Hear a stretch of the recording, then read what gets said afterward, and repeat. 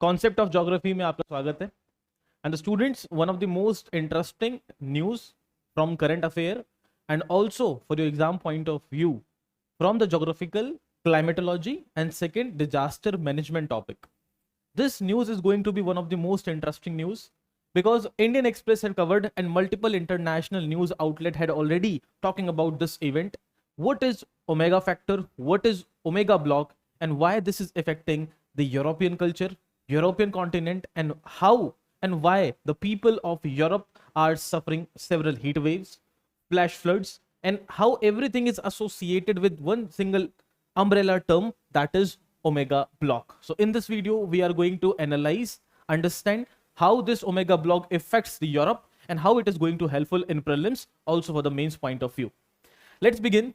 If we need to understand this, I want you guys to have little bit information about how the global wind system works, especially the jet stream.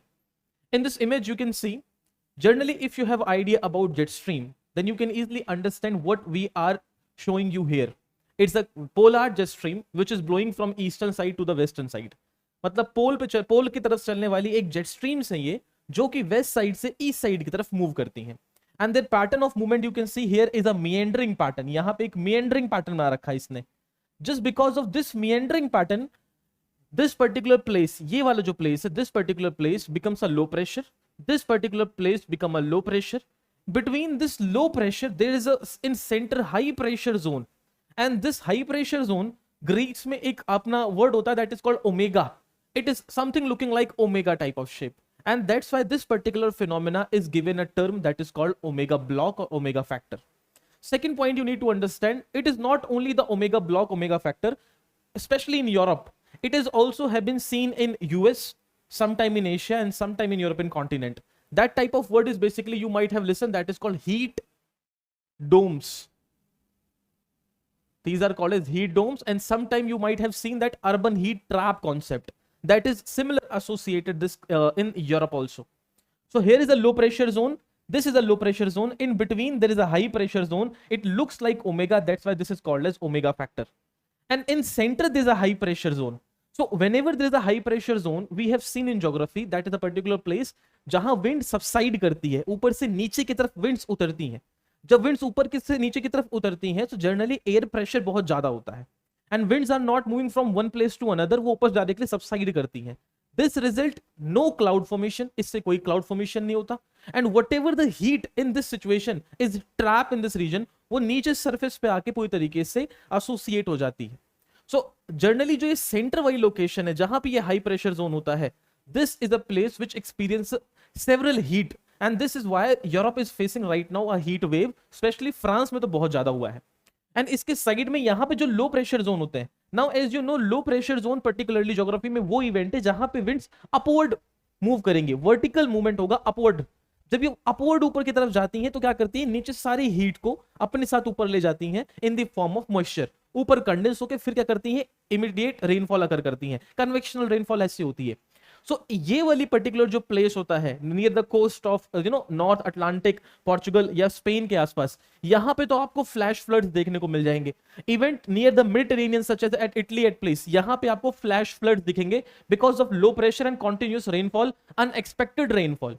While जहां पे ये heat dome centre में बनता है, this particular place, यहां high pressure zone है, no cloud formation, और यहां विंड सबसाइड करती है which result several heat waves. और जो इससे बहुत परेशान होने वाली जगह है दैट इज कॉल्ड फ्रांस. तो फ्रांस बहुत ज्यादा इससे परेशान है, and that's why that multiple news outlets are covering कि Europe is burning right now with several heat waves. Average जो टेम्परेचर है वहां का, that has been crossing its normal temperature. The temperature has reach near about 45 to 40 degree Celsius.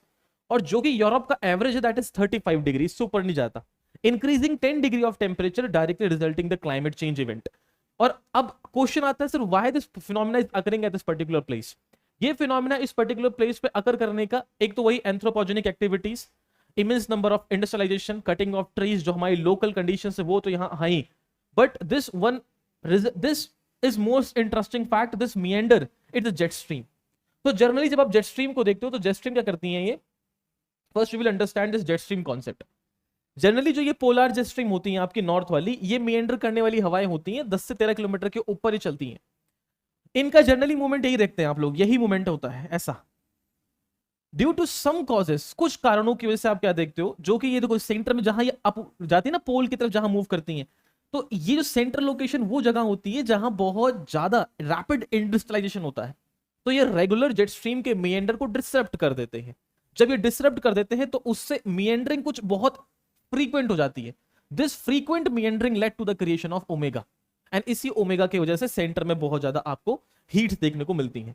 और इसीलिए अगर आप देखोगे, अब वो क्वेश्चन जहां हमारे एग्जाम से क्वेश्चन बनेंगे, we have understood the concept ना। ओमेगा ब्लॉक और ओमेगा फैक्टर क्या होता है? It is blocking pattern in the upper atmosphere. Upper atmosphere में जहां जेट स्ट्रीम होती है वहां पे एयर ब्लॉक्स हो जाते हैं।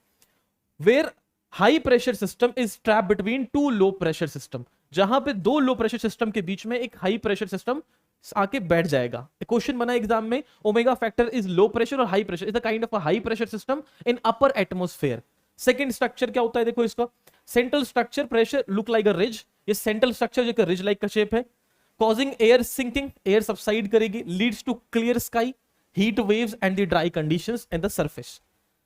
टू लो प्रेशर सिस्टम, जहां दो लो प्रेशर सिस्टम्स होंगे, bring rainfall, storms, and the cooler condition, flash flood, which countries are not ready, especially Spain and Italy. How it forms? Occurs due to highly meandering jet stream.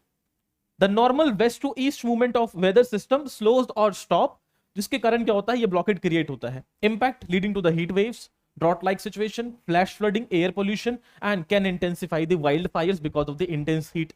It generally stays for 3 to 10 days, but we have seen this time 2 weeks it exists, and the Europe is suffering a lot of just because of one particular single word. This single word is basically called as omega block. I hope you understand this concept. Thank you so much. See you in the next concept. Bye bye. Take care and all the best.